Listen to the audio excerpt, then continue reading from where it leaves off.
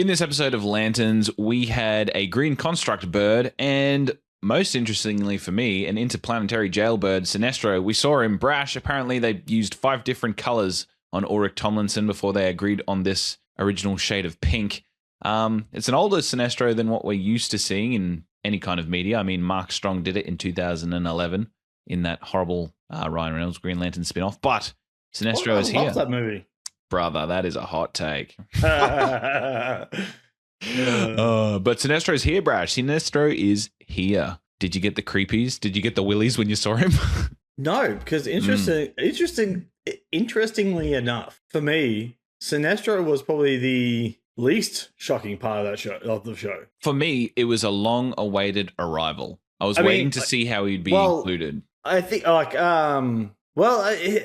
either way, I thought they'd probably wait weeks until they sort of introduce sort of this kind of stuff. So surprisingly for me, they just did it. They did it in episode 2. Same with Hal wearing the suit, fully wearing the suit and everything like that. I had a physical reaction to that. We'll talk about that a little bit later. Him recharging his ring with saying the motto. I thought we would get those payoffs a lot later. And I'm actually really glad that it didn't do that, because now we've gotten that out of the way. We can focus, the more focus can be put on the story. One thing I will say about waiting for the anticipation of all this other stuff to come. Yeah. Because people will lose interest. Because they're trying to wait. We're waiting for him to actually wear Green Lantern, the actual suit. Yeah, we're waiting for him to say the motto. Waiting for him to do this. We're waiting for Sinestro to come into it. All these things we're waiting for. If they had waited right to the very end, I reckon people will start losing traction of the actual show. Yeah. Well, it's good that they're slow drip feeding us all this exciting stuff. But going back to that thing you said about the lantern when he's recharging his lantern ring, he could not have gotten out of that lantern faster.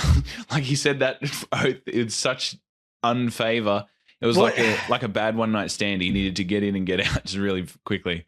two things that thing. It could have been like what I said last time, how he's distancing himself from the Guardians, which that's what it's seeming like. 2, it could be because he probably has to do that every few days. Yeah. And after doing it for 30 years, because by 2016 he's been a Green Lantern for 30 years. At this point, can I just abbreviate this shit? Yeah. I don't know, because working at schools, I hear kids sing the national anthem with as much pride as we did in the 1990s. So, yeah. Yeah, but they're new to it. Imagine having to sing the Australian anthem for 30 years straight, every couple of days. Brash loves his country, everybody. Loves his country. But we're going to talk about this and as more. I said, saying anything over and over again for 30 years, you get to a point where you're I just need to retype a ring. Okay, let's get this over and done with. Yeah. We're going to talk about this and more on this episode of the Fandom Portals podcast. Welcome to the Fandom Portals podcast, the show that proves that your biggest pop culture movie has something to teach you. I'm Aaron, a teacher and a film fan, joined by Brash. Brash, if it wasn't kept in, Brash found a dead rabbit. But we're going to move past that. It was at his job. He didn't just go out and find it. But today what we're doing is we're doing a reaction and breakdown of episode 2 of Lanterns. And we started talking about Sinestro before. And I think the most interesting thing for me about Sinestro was the fact that, one, Hal Jordan put on his nice Green Lantern suit to go and see him. Whether he wanted to impress him or not, I'm not too sure. Or whether he required it for space travel. That's up in the air. But the other thing was, Sinestro wasted 0 time messing with, hazing with Hal in terms of the words he chose to use. And I know that the showrunners in the companion podcast have said that Sinestro is supposed to be a wise word user where he's going to weasel his way in to try and get the reaction he needs out of Hal. And that is very reminiscent of Sinestro in the comics, but he's also using his greatest weapon against Hal there, where he's talking to him about, no hello, it's been so long, reaffirming that connection that they have, but then straight away presenting John Stewart as the enemy that he really should be concerned with instead of the Manhunters was very manipulative. What do you reckon, Brash? I reckon spot on. I don't know, man. John Stewart he's a good dude, and he's presented that's what they want you to think. Oh, conspiracy nut. Here we go. No. But no, it's true, because in animation and comics and that, John Stewart is generally a straight up good dude. What if because this is so many things have like they've patchworked so much different things from different comics and from different times, different eras. Like essentially, this is a retelling of what Green Lanterns are. John Stewart, yes, he is 100% a good dude, but I think because in the comics and especially the newer comics now, John Stewart has the ability to create shit without the ring. Yep. He's primarily the only Green Lantern who can do it. There are a couple others who can sort of slightly do it, but John is the best at it. He's also the best at creating sentient beings. The first person to create a sentient being, though, was Hal Jordan. Created this monster to distract his missus so she wouldn't propose to Green Lantern. Instead of Hal Jordan. So anyway, that's the whole thing. He creates the thing, gets hit in the head with some sort of plane, like a toy plane or some shit, and gets knocked out. And while he's knocked out, his sentient being goes on a rampage. And then when he wakes up, he gets rid of it. But so they've taken all that into what the new John Stewart is now in the more recent comics, where he is where he can create constructs and stuff like that without the ring. He can create sentient things. Other sort of Green Lanterns can dabble in that sort of stuff as well, but they've sort of focalized him being that core person because he even ends up being like the first like Alpha Lantern, well, not the first Alpha Lantern, but he becomes like a Guardian, the first mortal Guardian. So he's the big dog. Yeah, so he like John Stewart's a big deal. Hal Jordan will always forever remain the greatest Green Lantern ever. But John, I think there's debate on that too, because I think it's generational. If you ask somebody, you can't take that title. He's literally been given that title in the comics. Yeah, I know, but if you're talking about fan reactions in terms of that, you could say fan reactions are fine. Like fan reactions are fine because some people like other Green Lanterns better, but you can't. They're wrong. Like, well, not they're wrong. Like everyone has their own opinions. Like, so what makes you think that he would be the greatest threat to Hal Jordan then, as Sinestro quotes in this episode of Lanterns, like greater than the Manhunters threat? Because I think they're using his current power levels. So the fact that he can create stuff without rings. Okay. So his sheer power level, you think Sinestro is looking at that and thinking... I'm trying to, I don't want to butcher it. I'm sorry for anyone who does really know the comics really well. He has like the power of the will internally.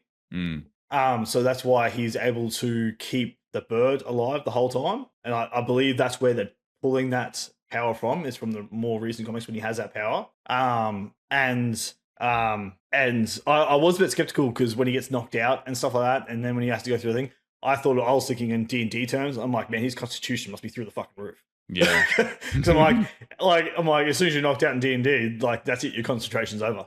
Like, well, that's very true as well, because he did maintain that whole thing through an episode of obviously running, jumping over cars and shit.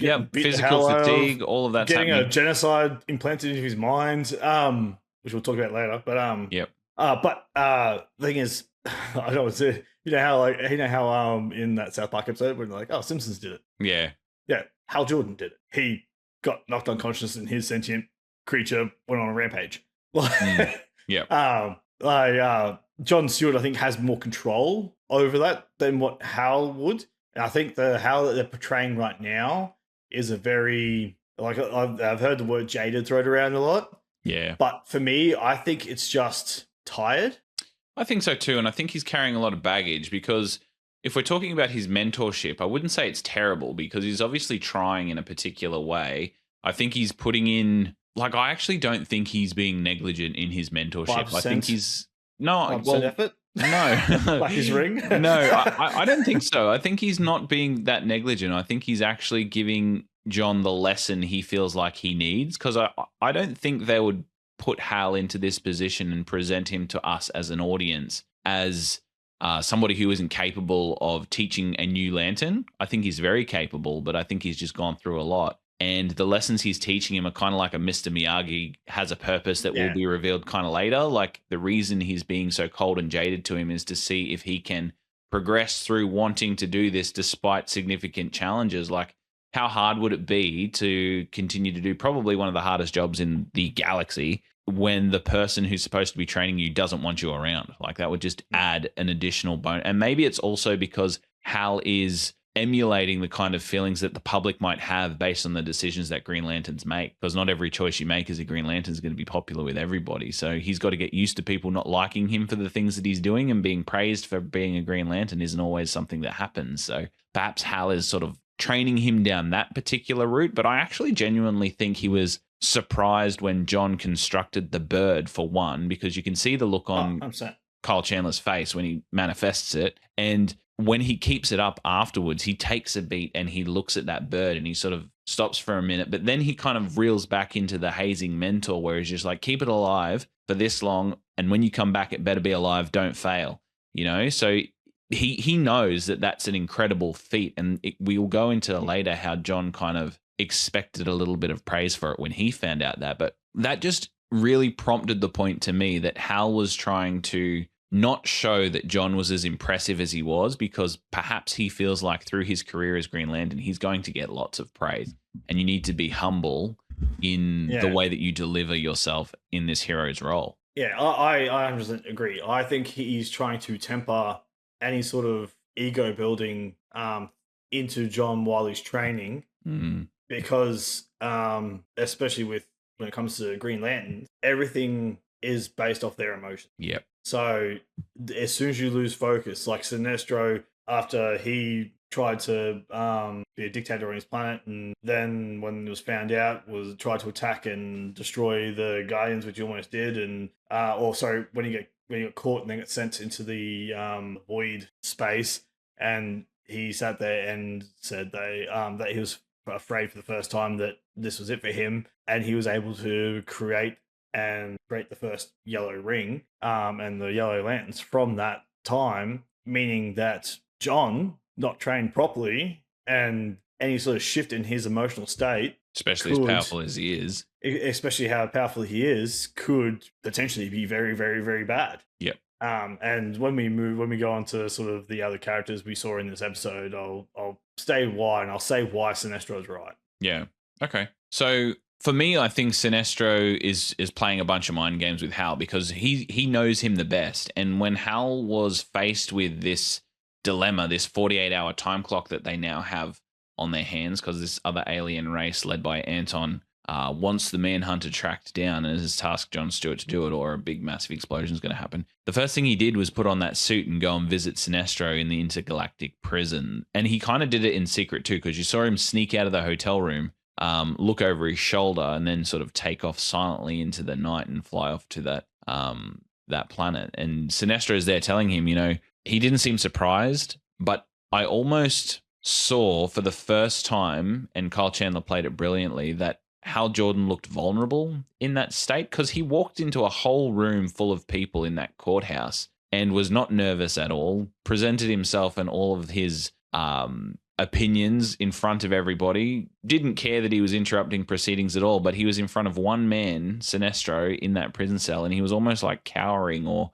looking meekly at his former mentor. And I'm wondering if he's there asking for help, or he's honestly there asking for information, is what we got at the end of this episode when he said, what do you know about Manhunters? But I think it's almost like a father-son situation where he's kind of lost and he needs a little bit of guidance, and Sinestro was the last person to give him that. So, well, I think it's him just because he's like his mentorship. This mentorship sort of probably got like thrust upon him. Yeah, and he didn't want to. But now he doesn't, because he's probably by the looks of it, he's been out of the game for a little while. Well, he hasn't worn the suit for a while. Yeah, like properly. We know that from episode 1. So I think when he's like, what do you know about Manhunters? And like, I think Hal's probably like heard of it, but doesn't actually know anything about it. So when he's like, oh, what do you mean? He's like, where'd you hear that name? And when sort of John couldn't give him, like, because John knows exactly what they are. He got them genocide put to his head. Yep. So he knows more than what he told Hal about Manhunter, realistically. I think Hal has no idea. And when he was like, oh, it's above your pay grade, he was like, because when John was asking more about it, and he's like, no, it's above your pay grade. and then John flashed the bird thing at them. I think it was generally because Hal has no idea, but doesn't want to come off as like being a mentor who doesn't know anything. So that's when he's like, so he's going in secret to find out the information and then present exactly, it like he knew it all along. Because he has no idea, and he doesn't want to go to. I just want to talk to the Guardians about it because I think they've had a relationship breakdown. Honestly, yeah. He wasn't going to go to the Guardian. Also, probably just want to tip his hand because I think when he's talking to John in the bar about Abin Sur, he's like, he's saying there's more to his death and everything like that. And when he was saying the first things that like he said to him. And then he's like, I couldn't really make out the rest because I couldn't really understand language. That's bullshit. He had the ring. He can understand all languages. Yep. Or you can understand Abin Sur's language. I reckon Abin Sur spoke about the Manhunters to him and said one escaped. And I think that's who killed Abin Sur and who crashed his plane was a Manhunter. And do you think maybe Hal that's the Green Lantern who came and took and captured the Manhunter on the planet that Anton comes from that caused Holocaust genocide on his planet. Green Lantern came, got the Manhunter, went to leave. Somehow the Manhunters escaped, mortally wounded Abin Sur. They crash landed. The ship was fucked, so couldn't obviously steal the ship and escape anywhere. So he's like, oh shit, fucked. I'm gonna have to lay low. We like I'm gonna have to lay low. I crashed in Rushville, or what the fuck it's called. Yeah. And I have to lay low. So the Manhunter has stayed in Rushville the whole entire time. That's technically where Hal found Abin Sur in Rushville in the comics. I'm not sure if in the show they've stated where he found him. Yeah, he said it was 20 miles away from where they're currently sitting when he was in the bar in Rushville.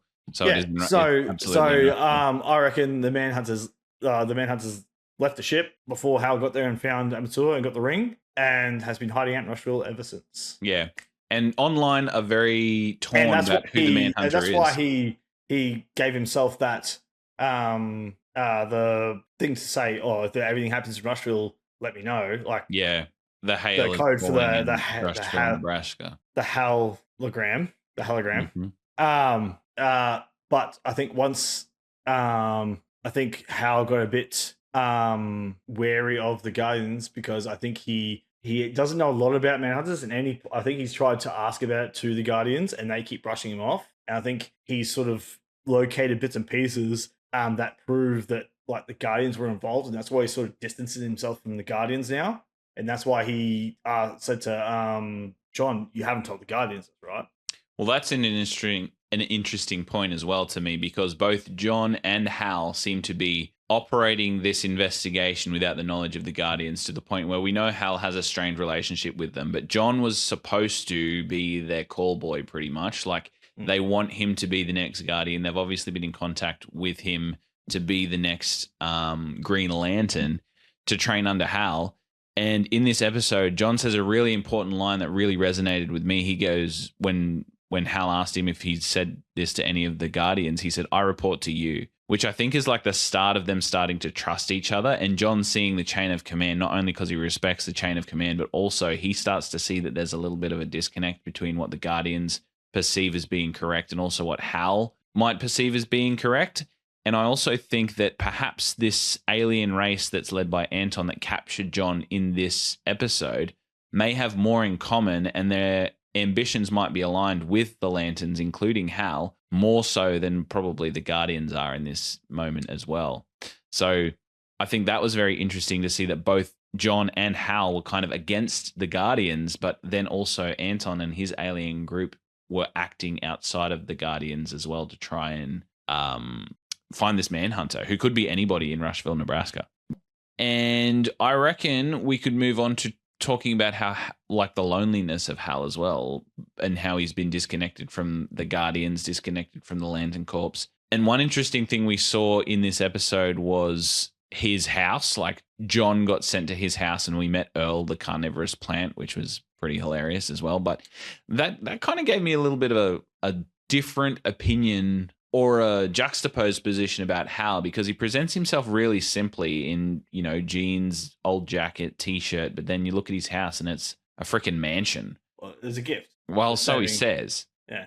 But, you know, if he's a simple guy and an Air Force pilot and he doesn't really care for authorities or the role of it or anything like that, and he's just kind of doing it and he doesn't like the prestige, as we kind of saw on the 60 Minutes interview, he's just like, I'm an average guy just like you guys, but I also live in a $30 million home and have a carnivorous pet as in my backyard in a greenhouse, and there's 70 million chandeliers in my front lobby. But I'm just a regular guy like you guys. Well, I see. I think he is. I think that mansion's probably more of a safe house than anything else. I don't think so. A place where he goes just when he's in town. Well, it's not too safe because Anton and his bloody aliens came and abducted John from the front doorstep. They follow John though. But see, his key for that place is in a fucking fake rock in the garden. Yeah, in a potato. Smiling potato. And then inside the house, he literally has a TV, a garden chair in front of that TV. He's got a bed, or it seems more like just a mattress. Yeah, no personal items. And there was a couple of photos of him and the Pope.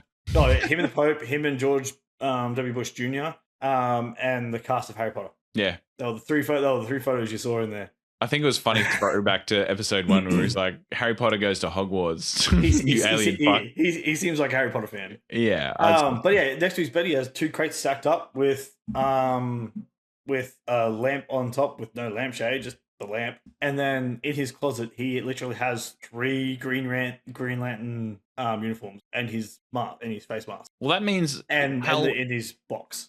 It goes back to what the sheriff was saying last episode as well, how Hal is lonely. And if you look into the signs that you've just talked about here, he's got like 3 suits in his wardrobe, no clothes or personal effects to see. There's no one really that he's connected to in terms of family or friends. But see, I think that's more recent. Do you think that's part of him distancing himself and cutting him off and becoming more detached? After Sinestro, that's a very good point. That's a very good point. That betrayal might have cut him. Sinestro is in jail, which means Sinestro has already betrayed the Guardians, got sent away, came back as a Yellow Lantern, killed a Guardian and probably a lot of Lanterns, and Hal's had to stop him. It seems like they're going down the same route because sometimes Sinestro isn't his sort of mentor, but it seems like they're going down the route that he was in fact Hal's mentor. Because I think it's widely known through the comics. Abin Sur was also the mentor of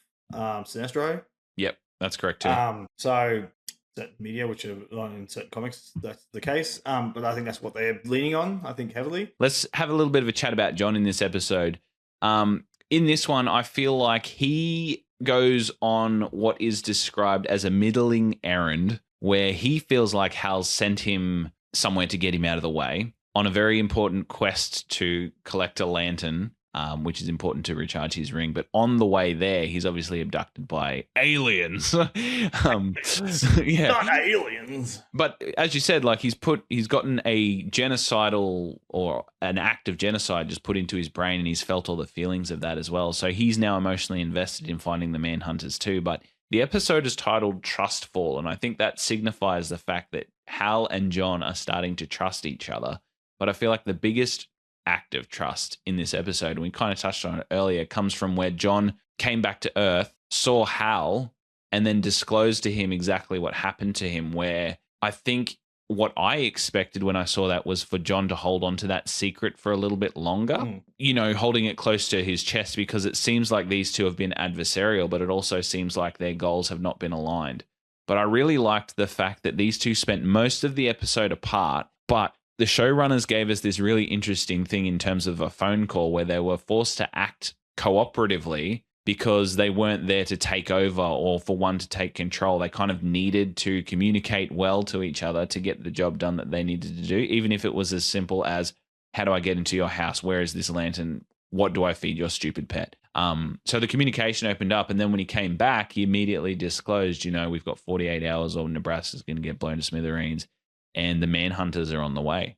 So I think John takes the trust fall because I think he desperately wants approval from Hal, and that might come to terms later because he acts really stoically and really frustrated and dejected when he doesn't get something correct, or when Hal's doing his hazing, when he opens the car, for example, and it's full of alien goo. He's just really frustrated and annoyed at him. But I think deep down, John actually wants a little bit of praise and, as he says, a hoorah from Hal for doing all the great things that he's doing. Yeah, no, I just want to touch on when he was going in to get like fetch all the items and stuff like that. I saw a lot of people like saying, "Oh, they put another quantum realm into the show, blah blah." When realistically, this one's the only one that really makes sense. Yeah, to have it, because Sinestro teaches Hal how to create a pocket dimension to store his lantern in. So, well, in some comics, sometimes that's classic for the comics. Sometimes he has it as a backpack, and sometimes he has it in a locker room at Paris. And what was the thing he said? Mongo doesn't socialize or something, or Mogo, which is the name of a comic book. Yeah, but also it's the name of a Green Lantern. I think it's the Living Planet. Mongo is the Living Planet. Yeah. That's actually but, in that comic book is actually also in that comic. I believe John is also officially made a Green Lantern. Yep. Yeah. In that same comic. Yeah. So a couple of little Easter eggs to the comic book there as well. But what are your thoughts on John's attitude towards Hal? Do you think he's desperately seeking approval, or do you think he's legitimately frustrated at this entire situation, or could it be both? Do you know what I hope? I hope this whole entire time, when everyone thinks that they're playing John and Hal against each other, or they're playing John or they're playing Hal, that at the end it turns out that John and Hal were fucking like this the whole entire time, and were just playing at being like at each other's throats so they could find out who the bad guys were around them by finding out who's like pitting them against each other.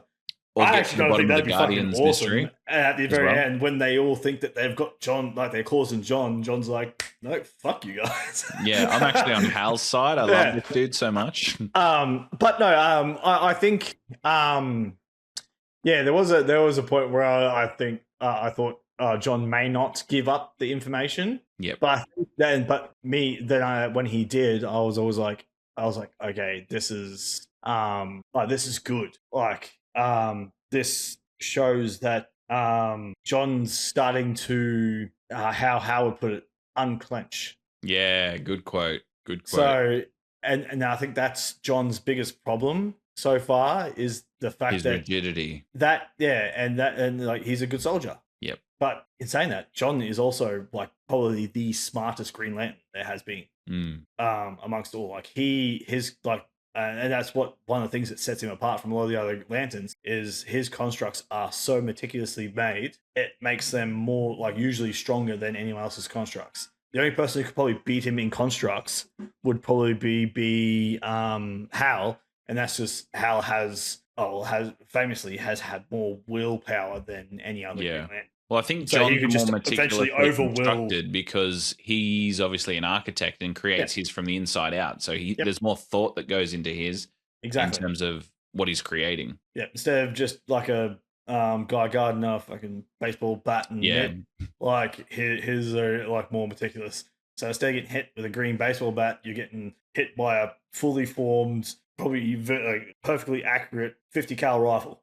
Yeah, exactly. So his contracts always have more brunt to him, and I think that's what Hal sees, and Hal's doing his best to try and train him, but Hal's training was pretty much learned by doing. He figured it out on the job. Yeah, he did. Yeah, he just had to figure it out. He had Sinestro, but Sinestro was obviously not till later. So he initially had to he initially would have had to. I believe depending on what they took from where they took it from, he would have had to initially learn what was going on, and he probably asked the ring because the ring can talk. The ring technically can't talk. Yeah. So he probably talked to the ring and discovered some things. Yeah. So I think that's why Hal's leaning on the whole.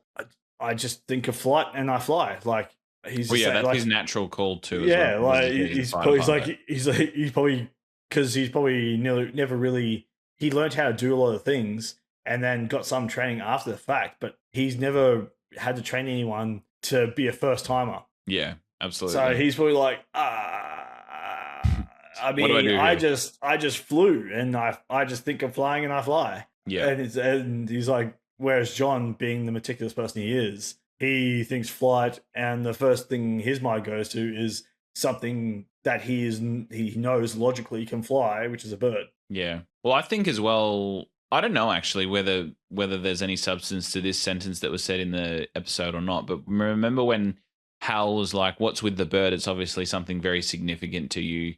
It comes from your internal will, for example, it's come from your consciousness. What is it? And John brushes that off, which I think is interesting because he literally just trusted him enough to share that the world might end from the Manhunters.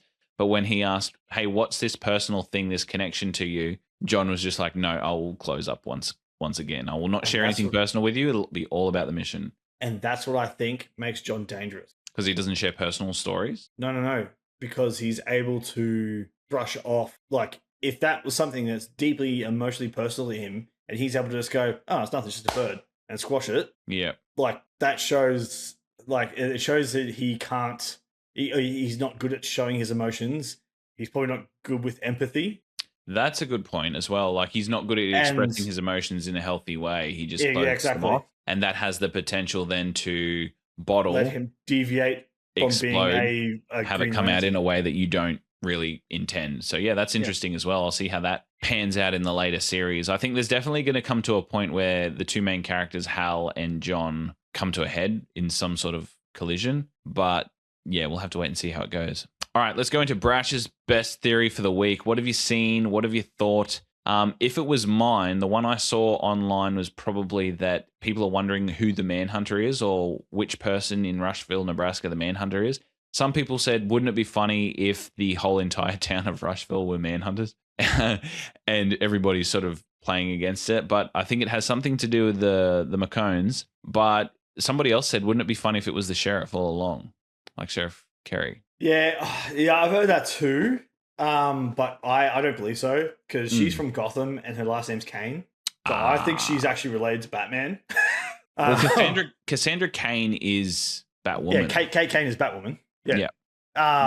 So I think that she might be either like, I don't know, another cousin of Kate or a sister of Kate. And or that'll be like the time. I don't think people are saying, oh, she's Batwoman. I'm like, no, I don't think she's Batwoman. I don't think they're going to make her Batwoman.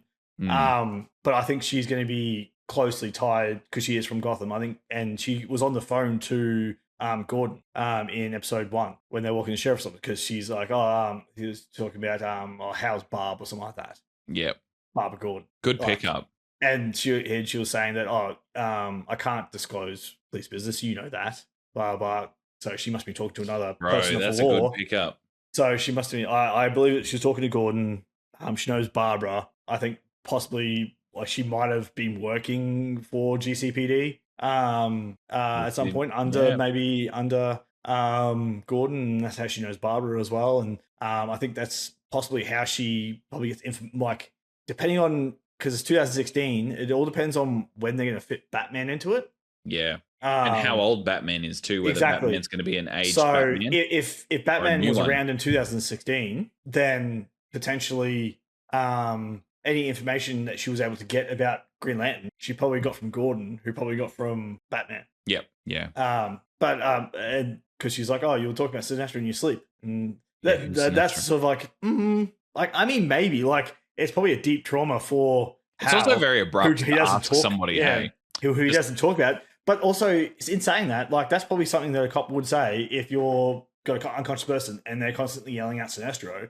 Yeah. Or like. So, what did he do to you? Sinestro, and why are you talking to him about him in your sleep? Or so more important I guess question. that's going away. And I think maybe on the phone, like she's going through her phone. So I think maybe because Hal's probably out for a little while, in that time of him saying Sinestro, she's probably like done research, maybe got onto Gordon and said, hey, can you ask your mutual friend what do you know about this? Sinestro? What you know about this person, blah, blah, and maybe got some information. Who knows? Good theory, Brash. Good theory. Because later on, when you see Hal dead in the first episode, and she's like hugs John, still traumatized. And hugs John. They're very close. It's close, and I think sort of maybe in this series, she becomes like their Jim Gordon. Jim Gordon, yeah. Because he even asks about her son. Hey, how's Noah doing? Is he any good at football? That kind of thing. So I reckon it's going to come to a point where they rescue him in some way. Probably some way, but your theory of the whole town being Manhunters isn't too far-fetched. So Manhunters, when they go undercover, they usually try and create a cult. Yeah. I believe that the Manhunter is the benefactor for, what's his face? McCone's estate. McCone's William McCone. William. I actually think William is not his real name, and I think even the actor said that the that William is pretending to be someone he's not. I reckon he's actually the Black Hand. Because this is going to my theory of like what I've seen so far and what it seems like. I reckon they're heading towards the Blackest Night sort of scenario. Yep. Which comes after Sinestro's rampage and all that kind of stuff. So I reckon William's Black Hand. His wife potentially. I did hear a theory of this, and I kind of like it, and it makes sense. So his wife is actually Sinestro's daughter. Oh yeah, might be a bit young who's though. Also, she's a bit old. Sorry, niece. Because in the comics, he eventually when he becomes a Yellow Lantern, he imprints on her. So he's able to basically see what she sees and hear what she hears. So, here's a theory as well. And she also eventually, at some stage, she becomes a Green Lantern first, but then becomes a Yellow Lantern. But she may in this straight up be just a Yellow Lantern. And maybe undercover in that area because Sinestro knows more than he's letting on about both Black Hand, the Darkest Night, or Blackest Night prophecy that the Red Lanterns foretold, and both told Abin Sur, like the Red Lanterns told Abin Sur about his death, and they also told Sinestro about the Blackest Night, about the thing. And just so happens that what the Red Lanterns did caused those things to happen. So who knows if it was prophecy or them just playing mind games. But the other theory, possibly the other one I'm molding around my head is the wife is the Manhunter. Yeah, well that's the sheriff too as well. But no, I'm talking about the wife that slept with oh, you John. mean Zoe? So I think Zoe is either Sinestro's daughter or she possibly could be the well, she's kind of done nothing Manhunter in the series at the moment besides, obviously be a foil to John. She's done everything in this show so far. Information. No, I don't. Not a lot. She is pitting John against Hal. I think she's saying, "Oh, she's like, oh, do you trust him?" And he's like, "Oh, I'm not sure." And she's like, well, "If that's how you feel, then that's what you answer. Then you already know your answer." Yeah. Well, look, she just happens to be at the bar, sitting down the bar while Hal goes off and has a fight, and then emotionally and then sexually gets involved with him, and then just happens to be at the cafe when he rocks up back into town, goes in the cafe and tells him not to trust Hal. You might call she is squirming her way around everywhere. And when she's talking to John, and John's like, "Oh, why are you with McCain?" She's like, "Oh, I like this. I like the secure and the safety and all that kind of stuff." Who else would be looking for safety and secure than a extraterrestrial alien who can perfectly pass off as human, hiding amongst people who hate aliens and kills aliens when they come into town? Who can how did create the technology though? They said that they can perfectly assimilate into whatever species planet they're on. Oh yeah, and they also have the ability to create technologies far superior than what is currently on those planets. So she can create. Maybe that's how she got. She can create the tech that can find out who's an alien that's in the metal detector. Maybe she is the benefactor. I think so. I think she's a benefactor, and I think that she might be using a proxy to go through to her husband, but she's actually the benefactor. And the way she probably theory. Yeah. Well, that's one of my theories. We'll save the next one because we can't. We got to end it. Anton is Atrocitus. Oh, he's too old for that, I reckon. No, not at all. He survived a genocide on his planet by a Manhunter. He's gathered a bunch of people who've also gone through the same thing. And in the first episode, when that alien blows himself up, they're like, "Why are you here?" And what does he say? The one word he says? Vengeance. Revenge. Yeah, so vengeance. And what are the Red Lanterns? They are the Lanterns of Vengeance. Oh, but Anton may not be Atrocitus. He may be like the right-hand man of Atrocitus, and we might see another person come through in as Atrocitus.